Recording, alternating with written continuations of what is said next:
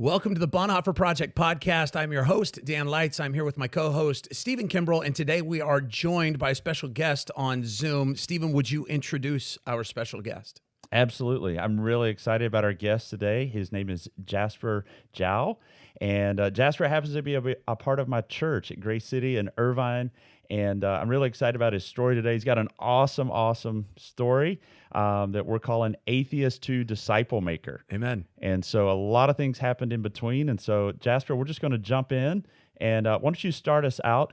Jasper, your story doesn't start in America. It actually starts in China, right? And so if you could go back and just start wherever you want to and pick up what it was like to grow up in China and maybe, share about how you grew up and viewing, Christianity and those kind of things. And then we'll just walk through your story together, okay?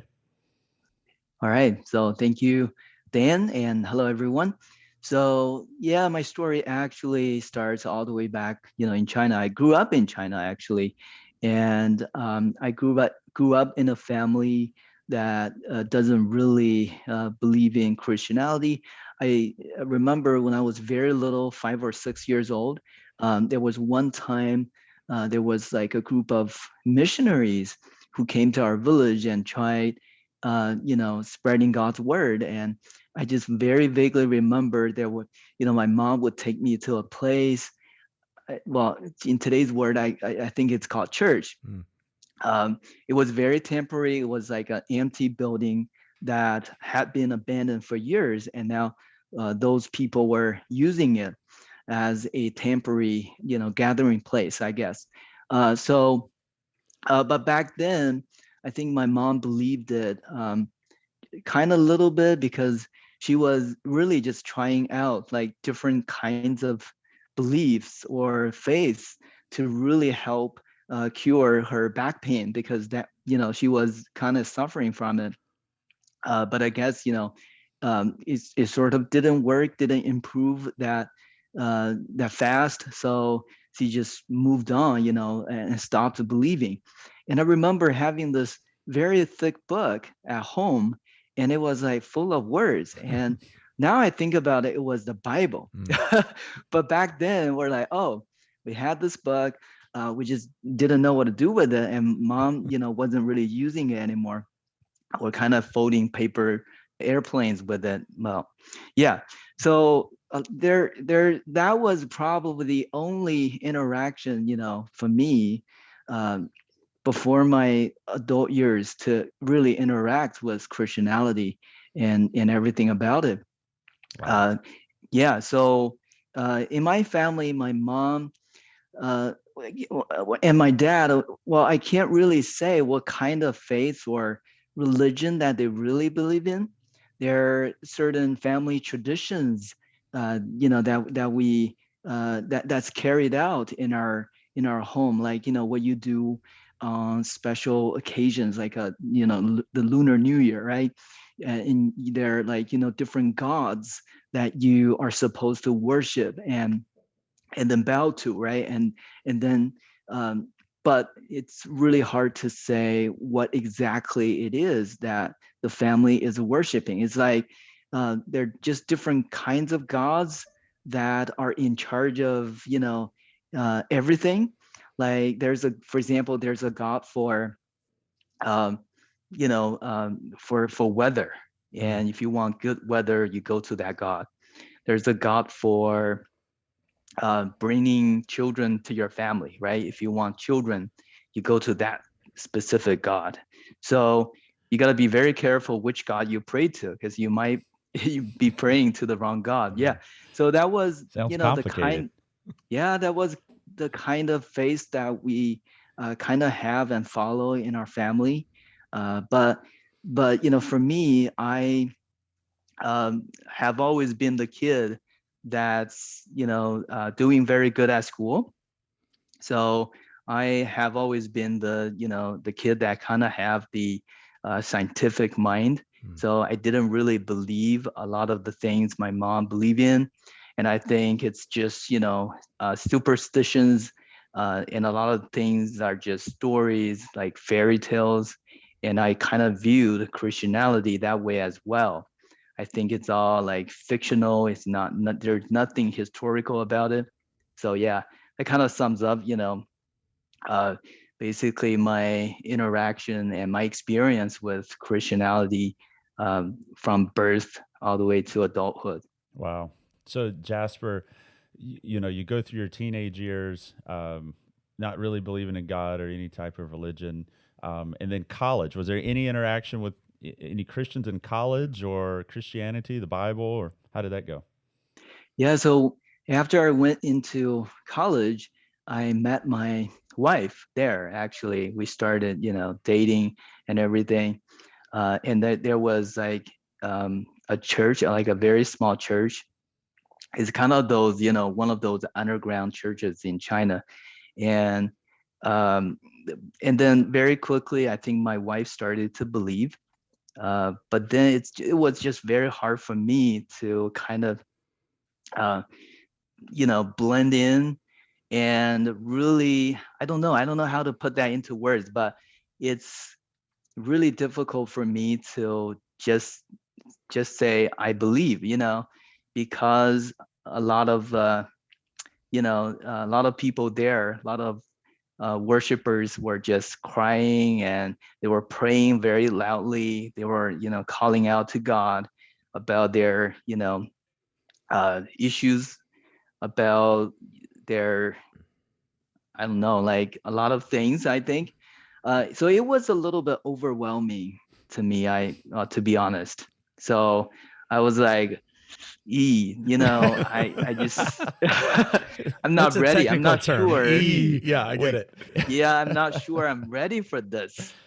So So I just what's kind of walked away, I guess. Jasper? So your wife becomes a believer. So what was that like in your home? I mean, you're an atheist, right? She was a Right. believer at the time, a new believer. Yeah. So I imagine that created some interesting Yeah, dynamics in the absolutely. home. And she's going to this place called a church. She's doing a lot of crying and stuff that makes you feel. Makes you say, So, what was it Yeah. like in the So home at that time? I guess it's kind of like, have you guys watched the film, The Case for Christ? yeah, yep. There's a book about it as well. So I guess I was kind of just like the man, the husband in that film, and I was feeling that I'm losing my wife because Mm. all of a sudden I'm not the most important person in her life. Wow. I've really tried a couple times to just go with her, to all the churches, the services that she goes to, but I just really couldn't really have like a real connection to a lot of the things that they are doing there. And in our home, there have been times of family disputes, Sure. when Intense sometimes, fellowship. the discussion might get a little bit heated, and she might say something like, well, you know what the Bible says, if you don't believe in God, you go to hell. I was like, wait, hey, Hold that's on. exactly the reason I don't believe in Mm. whatever you believe in. Yeah. Like, but now I have a deeper understanding of it. I know that's true, but it's just a way that sometimes when the discussion gets a little bit heated, and sometimes people just get a little bit impatient, I guess. So, so the whole "you're going to hell" card didn't That convert didn't you. work for you. That didn't work Yeah, it for you. didn't work. That didn't resonate. No. I love it. We know what she was trying to do, though, Yeah, right? yeah. It was out of love, but maybe it didn't come across that way. Yeah, So, totally. okay, so she becomes a Christian. You're not on board with it. She tells you you're going to hell. You're still not on board with it. And then, eventually you guys immigrate to America, right? And Right. so maybe just talk us through that whole process. Like you're making the decision, you're leaving your country, coming to a new country. And so I'm sure that was a big deal. Just walk us through that and how that happened. Yeah, so my wife was actually trying to study in America for a teacher's credential. And well, back then we're, kind of we're just living and working in Beijing. We already had roots there. All our friends are there. All of our connections are there. So it was really a pretty significant decision for us to make. And I was still unbelieving, Yeah. I was not sure if there was a God at all. So, well, after we moved here, we just don't know anyone. We have no roots here, no connections at all. Actually, one of the biggest issues that I was facing is getting a driver's license here, because most people here get their driver's license when they're a teenager, right? Mm-hmm. And they have their dad kind of sit beside them. That's kind of like a rule for DMV, right? You got to have like somebody sitting beside you. But it was really tough for me to find anyone who has a driver's license because I didn't know anyone. Mm. So I was that new to this country. And then, on Google Maps, my wife decided to find a church that is within walking distance because we didn't have our driver's license. So we found Greece City Church, and I still remember, the day I walked in, it was all very welcoming, but I was still very defensive. I was very kind of a little bit nervous about people Yeah. asking about whether I'm a believer or not. And Jasper, this So was just for everybody yeah, listening. What year is this? that was back in 2018. Okay. So early 2018. Yeah. Yeah, just a few years ago. Yeah.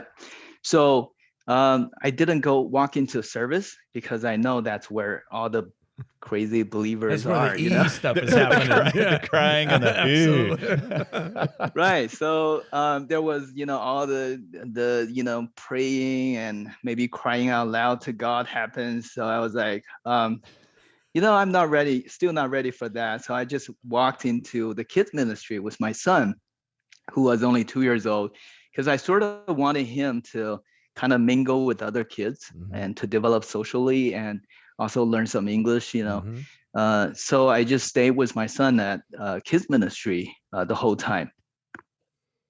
Yeah, and that was at our church in Grace City. And I remember when Jasper first came to church, and afterwards they're like, "This guy just came in kids ministry and wanted to sit." I'm like, "Well, who is he?" "I don't know. He just came in with his kid." He's a new guy. Yeah, so it's funny hearing this story and hearing the other side of it and looking back. So you guys come to America. You have your first experience at our church, and you don't come in the service. Matter of fact, Jasper doesn't come in the service for a long time. He just continues to go in. Very polite. Yeah, very, it's great. Very nice. Eventually we go out to lunch together, right? Right. And Jasper, do you want to tell just kind of, you were feeling uncomfortable because you're out to lunch with the pastor. Do you want to just take that story? Sure. Yeah. So I've been staying, with my kid at the kid ministry, not really going to service, but yeah, I want to, before the lunch part, I kind of want to talk a little bit about how I felt about the service. Sure, take it. And honestly, I was, I got a little bit curious because every time, when the service ends, I really want to know, what you guys are doing there. And I was pretty sure that, you as a pastor was just, brainwashing people in there. But I want to experience it. I want to figure out on my own how you're just brainwashing people, Yeah, it's so, an art. But it's an yeah, art. awesome. Sorry, I was like, no, this is great. Brutally honest. This is a great perspective. I love this. Yeah, but anyways, so there was one time like you invited us to lunch, right? And then over lunch, I think we started talking, and I was still very tense and very nervous. Which, Jasper, I'm sorry, I'm going to interrupt you. Can I back up and just say that I totally blew it on that day? So I'm inviting this guy who I know is an atheist and his wife who's a believer out to lunch. And we get there, and do you remember what I forgot? Yeah, you forgot your wallet. Hey, I was trying to skip that part to save your face. No, it's okay. I thought you were going to say I asked him to pray for the meal. Just like, hey, why don't you start us off? I forgot my wallet. My wife didn't have her purse. And we're that's like, great. This never happens. We drove separately. So we get the guy that's an atheist. He pays for the meal that day. He's like, oh, I see what this is.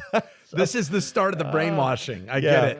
So this was funny. This is not how to do it. No. This is like God doing something in spite of us. So Jasper, then we're having lunch and. But then, yeah, we're having lunch, and I remember I was also I was still defensive and Mm. nervous about people asking about whether I'm a believer or not, because every time people ask me that kind of question, um, I don't know, it's just really stressful to answer. Like, Mm-hmm. um, to just tell them, no, I'm not a believer, and then they will say, oh, then I'll start to wonder how they think of me, Mm-hmm. as an unbeliever.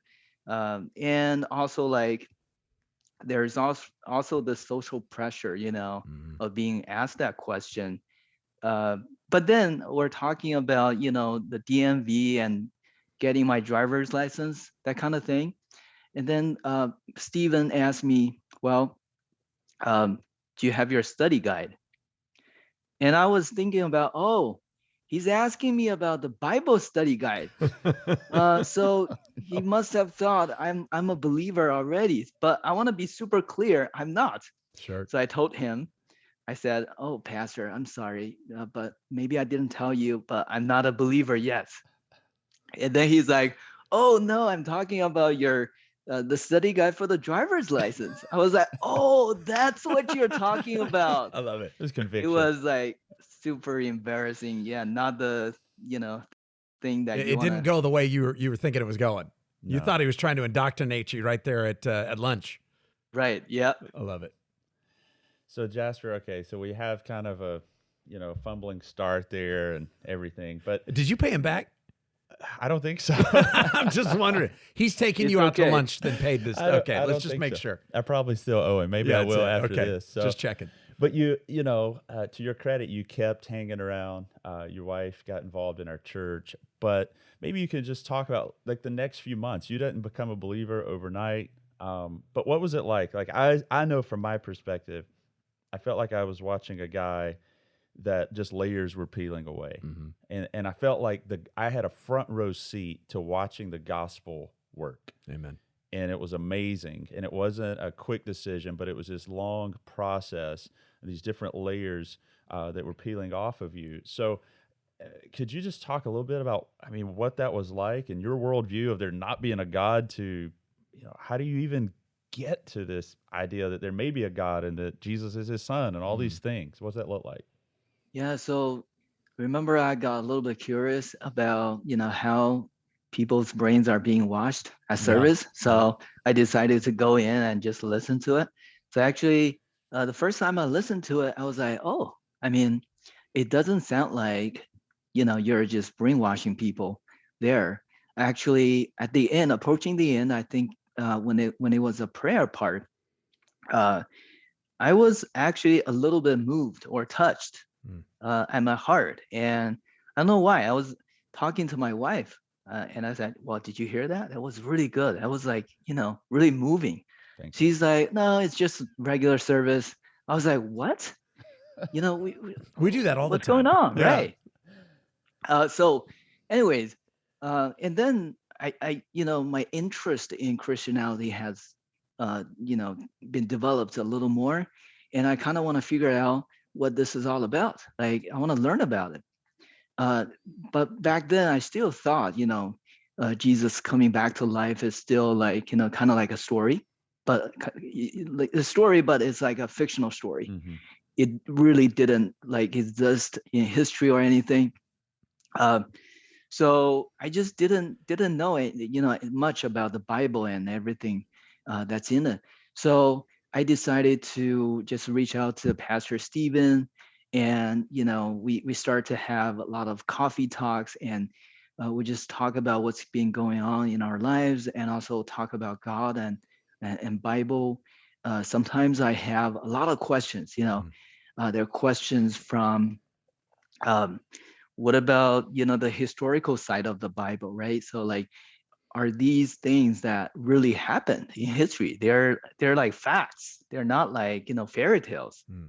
So that kind of blew my mind, and I started to dig into it and doing research and everything, reading books and online articles. Also, like there are movies that Pastor Stephen recommended. The Case for Christ, that one was a really good one. Actually, we uh, recently watched that in our city group, as a movie night. It was really good as well. Everybody loved it. So yeah, I mean, it's not really an overnight decision, just Mm, like Stephen said. It's more of a process of discovery, yeah. of finding out who Jesus really is, and finding out whether he really came back to life, um, Yeah. and Jasper, also finding out about the history part. Yeah. I, I I remember that being a big part for you of when you came to the realization. You're like, wait a second, you guys don't just believe this is a myth about Jesus coming to life. It's not just something that I think your exact words were. I thought you guys believed that like his spirit went to heaven Mm, and he's there. Just trust me. And you're saying no physical resurrection, like back to life. This is a game changer. I yeah. need to check this out. And of course you did. I think that was one of the big game changers for you. Yeah, totally. Well, let me ask you this question because you said about your upbringing in China, and you mentioned kind of the different deities that would be prayed to for the weather, for sports, or there was just and you were kind of fearful that you'd pray to the wrong one.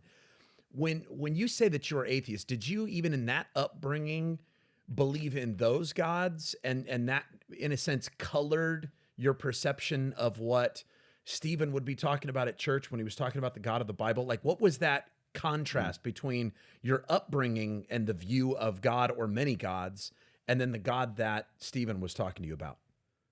Yeah, thank you. That was a very good question. So yeah, I guess um, just like a lot of people who grew up in America in a lot of Christian homes, right? Mm-hmm. They just sort of believe Christianity because their parents Mm-hmm. believe them, right? Absolutely. Believe it. So their parents go to church on Sundays. Well, they're like, well, this is what we do, Right. right? On Sunday. So without really digging into it and doing research and finding out about it. So I I guess my experience regarding my upbringing is kind of like that, Mm-hmm. because my mom and dad, my parents were doing that sort of things. They're praying to different gods for specific things, right? There's a marriage god. There's like, if you want to do well in a test, there's probably an examination god or Yeah. some I of needed some him. kind. Amen. So yeah, um, I just kind of got used to it, because that's where faith and family traditions kind of blend together. You Mm, don't really tell the difference and don't you really question or think about it. sure. And after I came to America and then um, started going to great city and start to find out about Christianity, I realized, wait, there is a fundamental difference, because the way I view those different kinds of gods that Mm, our family was worshiping, kind of like fairy tales, mm, like those are just things you do. There's I mean, it's probably not working. You're just praying to them, but there can't be any harm, right? Either. mm, So you just go along, with the flow. sure. So, but here is I'm faced with a hard fact or truth, Mm, and it's something that you can't really get over. mm, It's like, once, I guess it's like kind of like a seed. Once that seed starts grow, it just kind of grows and grows, and you just can't stop thinking about it. You just want to find out whether this is true or false, right? Yeah. It's yeah. not like there are many gods. There's a God for everything you do, but there's only this one God Mm, of this whole universe. mm, And you're like, oh, I have to put a stamp on it, mm. true or false, right? Yeah. So Mm. No, that's uh, great. I guess I guess that's how I viewed it a little bit differently. No, that's great. Love hearing that. Yeah, and it was awesome again to see this process over many months unfold with Jasper. And Jasper's a guy. I mean, he's an intelligent guy. Yeah. And he's got like 35 degrees. And seriously, he's biochemical engineer, a degree in teaching English as a second language. Like, and so he is a guy. He's not making a quick decision. He's processing this, And ultimately, the point he came to about Jesus and Christianity was what, Jasper? So I think it was May, right? 2018. Yeah. So and then, well, there was just one meeting, and really decided to believe. I think uh, there's no more questions to be asked, Hmm. Mm. right? And I was like, well, I've done my research, and I think, you know what? I think it's true. So I just decided to believe, and I had the honor to be baptized together with my wife, because she never got Oh, baptized, love it. even though she had been a believer for many years. Yeah. Yeah. So at Grace City Church, and I still remember that, sunny morning on Sunday. It was, everything just went super smoothly. It was beautiful. Yeah, that was an awesome day. I remember that too. Just an honor to be a part of it. And so, and the great thing about it, I mean, this is a podcast about making disciples, which we know, at conversion, that's just the beginning, right? Just the beginning. That's the Yeah. starting line, not the finish line. And that's been great to see in your story that it was just the starting line for you, and you began growing instantly from there. And just it's been awesome to see your growth as a disciple of Jesus. And Plugged Can in. I share plug. just Go ahead. one little analogy that we kind of talked about in one of our coffee talks? Mm, So, yeah, I guess the feeling for me when I was going to different churches with my wife was that we're at the ramp, the entrance ramp of a highway, hmm and I was traveling at speed zero. I was not moving, but then all the other cars and vehicles are just traveling at highway speed. Yeah. And I was a little bit overwhelmed. I was actually a little bit too nervous to even jump into the highway, right? Mm. Because you just feel like there's this dramatic difference between you guys. But then I think when I came to Grace City Church, everyone sort of they were very chill, and they sort of allowed me to, to jump onto the highway, to speed up my vehicle, Mm. uh, and taking my own time to do that. And building connections and hmm having the patience, for the seed to grow. I think all of those things kind of played a role in the process. No, I Yeah. love that because you know what? It's something that I even wanted to highlight in our closing here.